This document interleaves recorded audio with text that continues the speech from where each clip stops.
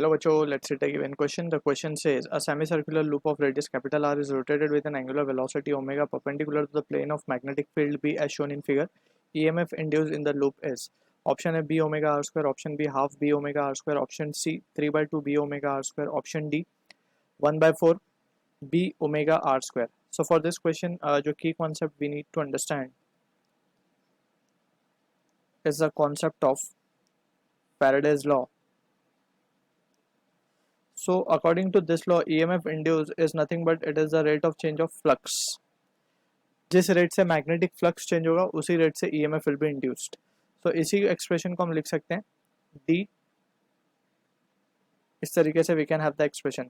Flux को हम it is the magnetic field lines passing normally through an area. So इस तरीके से we can have the value. अब यहाँ से ये रिजल्ट को हम यूज़ करेंगे.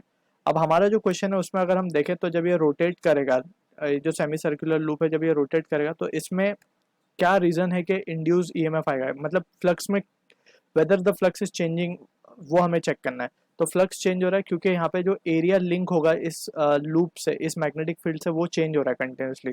जब ये घूमेगा, राइट, ये इस तरीके से घूम के थोड़ी देर बाद ये इस तरीके से हो जाएगा, तो इसमें हम देख सकते हैं एरिया बढ़ता जा रहा है. तो जब ये एरिया हमें कैलकुलेट करना होगा कि इसमें बेसिकली एरिया चेंज हो रहा है, एरिया चेंज हो रहा है, मैग्नेटिक फील्ड इज कांस्टेंट. तो यहाँ पे हम देख सकते हैं कि ई की वैल्यू को हम क्या लिख सकते हैं, b D a by d t. तो जस्ट हमें rate of change of area निकालना होगा, so we can have the value of magnetic flux.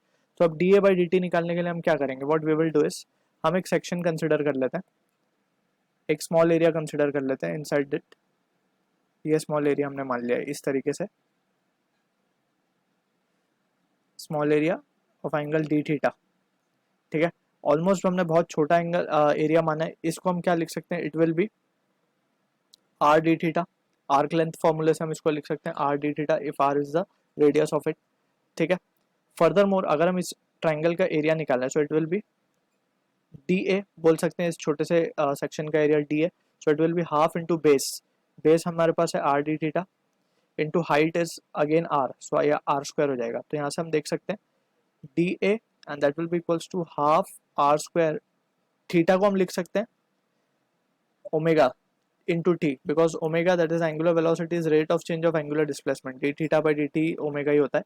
तो यहाँ से हम इसको लिखेंगे d into omega t.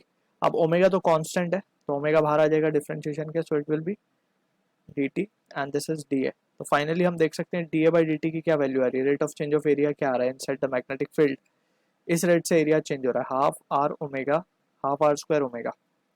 बस वो वहाँ पे हम सब्सटीट्यूट कर देंगे and we can have the answer for this question. So we can say therefore induced EMF will be equals to b into half r square omega, और simply इसको हम लिख सकते हैं half b omega r square.